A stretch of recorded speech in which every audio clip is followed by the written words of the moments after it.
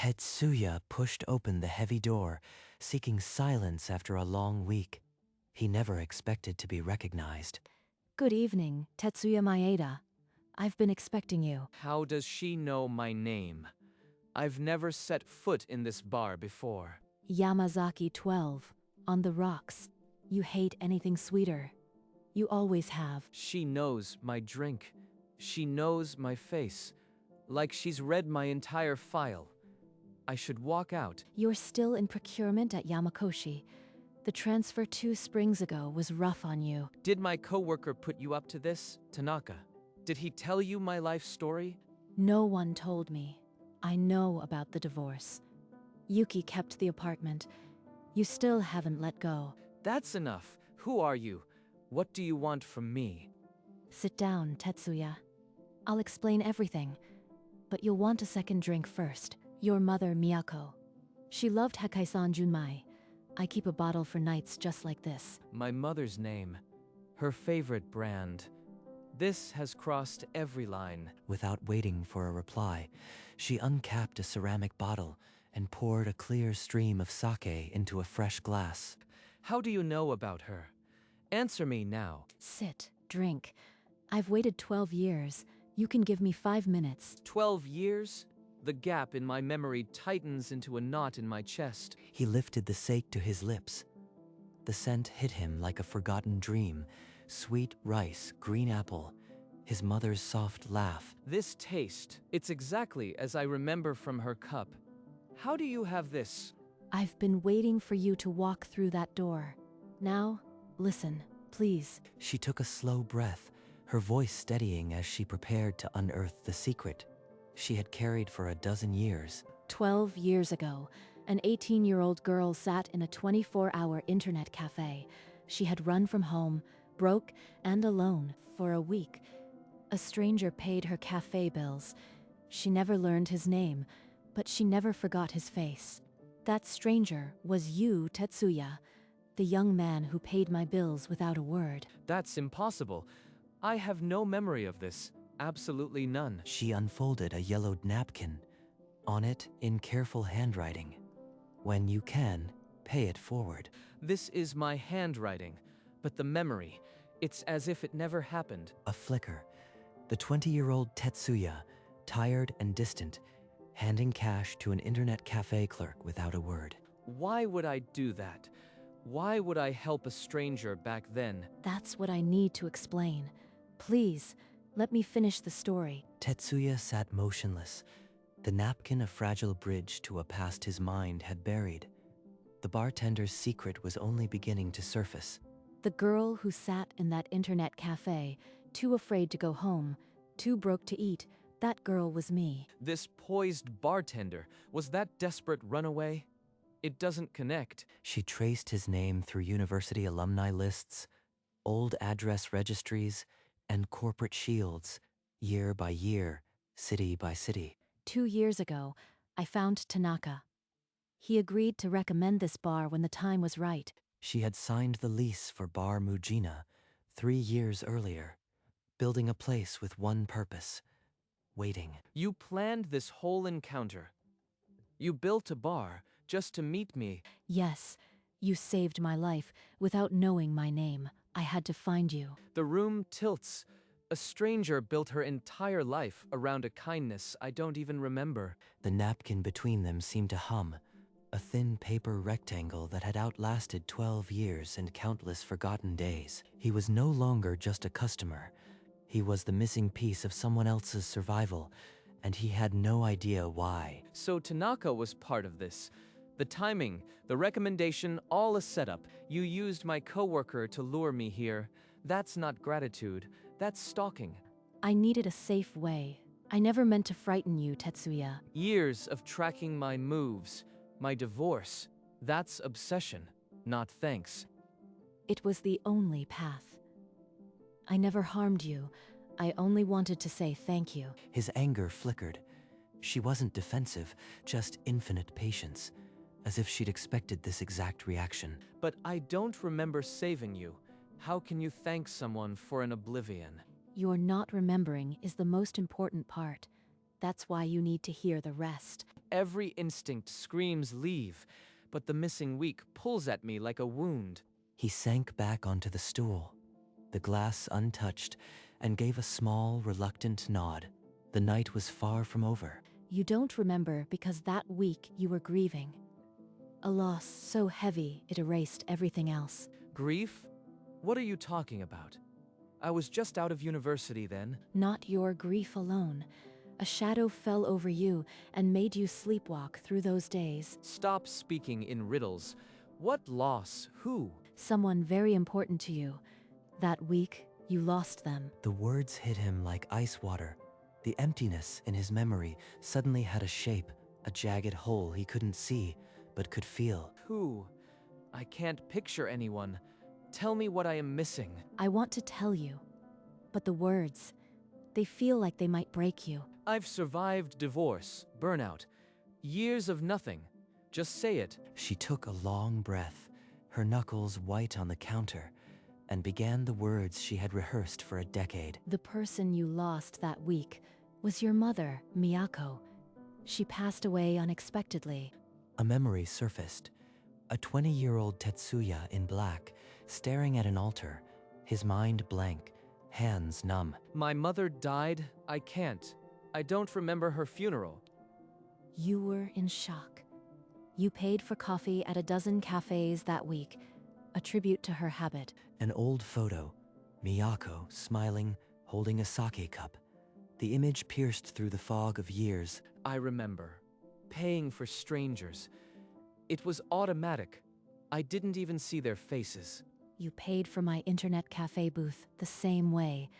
Without a word, I was one of those strangers. So, my mother's death led to you surviving. More than that, but for now, know this. You saved me with her spirit in your pocket. He stared at his hands. The napkin crumpled, a connection forming that felt too fragile to hold. The money you used wasn't your own. It was your mother's pension, the inheritance she left behind. Her pension. I used the money she left me to save a stranger. I found out years later, tracing hospital records and old bank statements. You gave away all of it that week. A memory crystallized. 20-year-old Tetsuya outside the internet cafe, holding an envelope stuffed with cash, his mother's last gift. I remember having a lump sum. I didn't care about it, I just spent it without thinking. My mother would buy coffee for strangers. That habit. I must have been copying her. She saved you, not me. My mother's pension, her last kindness poured into a stranger's survival. You were her hands, and without your hands, I would have died on that cafe floor. The silence that followed was thick, threaded with the ghosts of two women, one who saved, one who was saved. Tetsuya, now you know why I had to wait. Your mother gave me a life I didn't deserve. Please, Tetsuya, look at the note once more. You need to see what you wrote. The moment his fingers touched the crumpled paper, the wall in his mind cracked open. A memory surged. The 20-year-old Tetsuya, hollow-eyed, sliding bills across the cafe counter without a word. I didn't even see her face. I was just trying to be my mother. That's exactly why it mattered. You didn't do it for recognition. You just did it. My mother always said, pay it forward. I wrote what she taught me. And those words kept me alive. Your mother, through you, gave me a future. Can I hold it again? The note. He unfolded the yellowed napkin as if it were a sacred text, his tears threatening to drop onto the faded ink. When you can, pay it forward. She would be so proud of what her last gift became. This is her bottle, the one your mother loved more than any other. She uncorked it with gentle hands, and the faint aroma of sweet rice and nostalgia filled the space between them. She poured 2 cups with deliberate care, the clear liquid catching the amber pendant light like captured sunlight, an offering to the past. To Miyako, the woman whose kindness, through you, gave me a second chance at life. Her name hung in the air like incense, and I felt my mother's presence in the clarity of the sake. To Mom. They drank in a heavy, reverent silence. The taste bridged 12 years of forgotten grief, connecting mother and stranger. I've missed this flavor. I didn't realize how much of her I had locked away. You can have it whenever you want. I keep this bottle for you, and only you. He looked around the dim bar, its amber lights now warm and protective. For the first time that night, the silence felt like peace. Sayaka, would it be all right if I came here again? Not just for the sake, but for this silence. You don't ever need to ask. I'll be here, every night. He drained the last drop of sake, the glass clinking softly as he set it down. Tetsuya rose from the stool, his legs a bit unsteady, but something in his chest had settled. At the door, he hesitated, one hand on the wooden frame, and looked back over his shoulder. Tomorrow then, after work, I'll bring a better appetite for listening. I'll be waiting, tomorrow, and the day after that if you want. The door swung shut behind him with a soft click, sealing the amber light and the scent of sake inside. Outside, the night was cool and empty, but Tetsuya didn't feel alone. He had left a part of himself in that basement bar. Inside, Sayaka traced the rim of his empty cup, a small, certain smile touching her lips. He would be back the next evening, and the one after. Tetsuya descended the stone steps, the bar's amber glow a fixed point in his drifting days. Welcome back, Tetsuya. Your Yamazaki is already poured. You are always 3 steps ahead. It's a little unsettling. Yuki said, I was married to my job. She wasn't wrong. I didn't know how to be present. I understand. After the cafe, I had to rebuild everything. I didn't know how to trust people either. But you built all this. A bar, a life. You seem so stable now. It took years, and every night I waited. I wondered if the person I owed it to would ever walk in. He began to notice small things, the way she polished glasses to a perfect shine, the way her voice dropped when she spoke of the past. I look forward to this, more than I should. When did her smile become the best part of my day? Neither of them named it. But the bar had become a fragile, sacred space between two people who had been strangers only weeks before. The last customer left well after midnight. Tetsuya stayed, claiming he needed to settle his tab, but really, he just didn't want the evening to end. You don't have to help. I can close up alone. I want to. It's the least I can do. He picked up a rag and began wiping the far end of the counter, their movements synchronizing without thought. When they both reached for the same glass, their fingers brushed. A spark, sharp and unexpected. Sorry, I didn't mean to. It's okay. It was just a touch. The silence that followed was not the comfortable quiet they'd grown used to. It was electric, fragile. He set down the rag and headed for the door, his footsteps too quick, his heartbeat too loud. Inside, Sayaka stood frozen, her fingers curled against her palm as if holding onto the aftershock. 3 evenings passed before Tetsuya could bring himself to return. The easy rhythm was gone, replaced by a skittish awareness of every glance. Work's been busy. Same projects, different deadlines. You know how it is. You are dodging my eyes.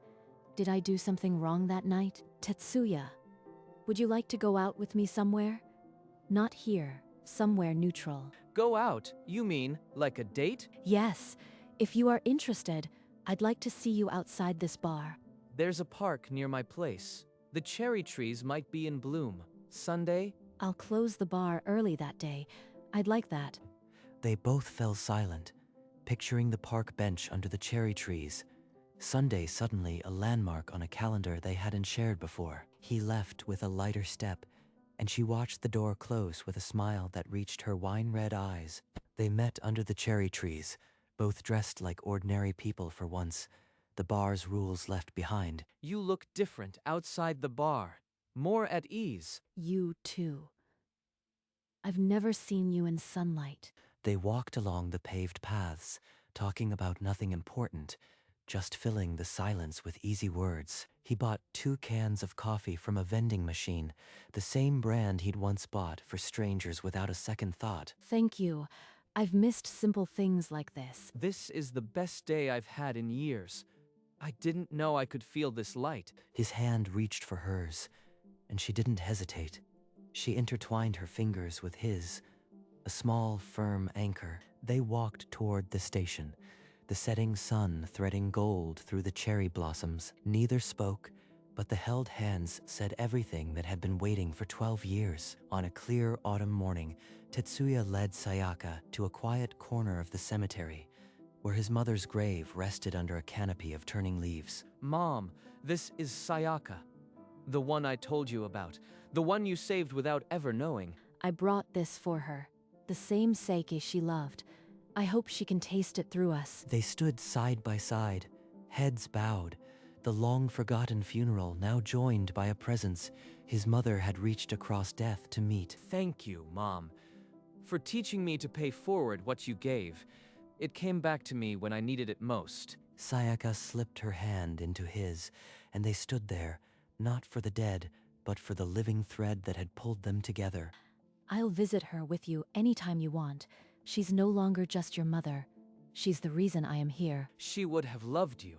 You both have the same quiet stubbornness. The sake cup gleamed in the sun, a small round mirror between two worlds, and the wind stirred, as if offering a reply. As they walked away, Tetsuya didn't look back. He had finally made peace with the hole in his memory. It had been filled with her hand in his. A few weeks after visiting the grave, Tetsuya returned to the bar after closing a small velvet box heavy in his pocket. You waited for me for 12 years without knowing if I'd ever walk in. That kind of patience is something I want to return. He placed the box on the counter and opened it, revealing a simple ring that caught the amber light. Oh, I waited so long, but I never dared imagine this. Sayaka, will you marry me and let me spend the rest of my life paying forward what you've given me? Yes. I've been waiting to say yes to you my whole life. He took her hand, sliding the ring onto her finger, and they met in an embrace over the bar. 12 years of waiting dissolving into laughter and tears. It fits. Everything fits now. The bar, the waiting, the note, it all led here. This bar is where I found myself, and you. Let's keep it open together forever. They sat in the after-hours silence, the ring a small sun on her finger. The bar's amber lights no longer just lights. They were witnesses. Their wedding was small. Cherry blossoms and the bar's amber glow, the only decor, laughter filling the stone stairway. The bar reopened busier than ever. Sayaka's sharp memory becoming a quiet legend among regulars. Kamikawachi-san, your regular Hakushu highball. Light on the soda, as always. She never forgets a face or a drink. Every order is her way of paying it forward. The customer blinked in disbelief, then chuckled. 6 months, and you still remembered. She caught Tetsuya's gaze from across the counter and winked. A small conspiracy of shared history. And I am the one who gets to call this woman my wife. Every evening, the bar breathed with stories, and Sayaka remembered them all. Tetsuya sat in the corner, the same stool he'd first taken months ago, watching the bar he'd stumbled into become the home he'd never known he needed. The bartender, who knew his whole life story, had now become its most important chapter. Years after the wedding, a young woman set down her empty glass and tilted her head. She asked how a bartender could remember every person's order, every favorite, every detail. Someone did it for me once. A long time ago. I am just paying it back. That's really all there is to it. She said it, as if it were the simplest truth in the world, and to her, it was. Tetsuya, his hair now streaked with silver, looked up from his newspaper at the familiar sound of her voice. He caught Sayaka's eye and gave a slow, quiet nod, the weight of their shared history in that single motion. Years later, they would still be there, an elderly couple framed by the bar's soft light, the napkin long since pinned to the wall. She never forgot a name or a drink, and if you asked her why, she would simply smile. Someone did it for me first. The note, when you can, pay it forward, still hung on the wall, surrounded by new smiles in Polaroid frames. Every night, after the last customer, they closed Bar Mujina together, wiping down counters and stacking glasses like a quiet ritual. On the counter, the sake bottle from his mother's cabinet stood between them, a legacy poured out 30 years later. Sayaka traced the rim of the bottle with her fingertip and smiled, the same smile she'd worn the night he first walked in. The corkboard, too, had grown. Old regulars, new friends, and always the faded napkin with handwriting that never changed. In the corner, Tetsuya sat on the same stool, reading glasses perched on his nose, occasionally glancing up at his wife. The bar had become not just a place, but a promise that kindness once started could outlive even memory. Outside, the Shimbashi alley was quiet, the stone steps leading down to the amber light that never went out too early. Inside, 2 cups sat on the counter, one still warm, waiting for tomorrow's first customer, or maybe just for each other. A gentle fade to black. Years later, the bar was quiet. Silver-haired Sayaka stood behind the counter, and Tetsuya, white-haired, sat in his corner. The door creaked open. A thin teenage girl stepped in, shivering, her eyes hollow with exhaustion. You look cold. Let me pour you something warm. No charge. And here, you need to eat. The girl broke down, tears streaking her cheeks as she whispered thank you between bites. Tetsuya took a napkin from the stack and wrote the same 5 words he'd left on a cafe table decades ago. He slid it across the counter without a word. She picked it up, reading, "When you can, pay it forward." She looked up, and through her tears, a smile broke, small, fragile, and full of something new. Sayaka met her husband's eyes, and they both saw it. The cycle had turned once more. Years later, in a different city, a small bar opened its doors. The bartender was a young woman with careful hands and a memory that never faltered. A regular customer leaned on the counter and asked the question she'd heard a dozen times before. "How do you remember everyone's order? You never write anything down." The bartender paused, her gaze drifting to a small frame on the wall behind her. Inside, a yellowed napkin bore a familiar handwriting. She smiled, a smile that carried the weight of a cold night, a warm bar, and 2 strangers who became family. "Someone did it for me once. I am just paying it back. That's all there is to it." The customer nodded slowly, sensing something larger than a memory trick, a chain of kindness that had outlived its origin. The napkin on the wall had traveled decades, its 5 words unchanged, its promise kept. The bar hummed on, a quiet anchor for anyone who needed it. Because someone had done it first. The camera lingered on the napkin, its edges softened by age, until the frame slowly faded to black.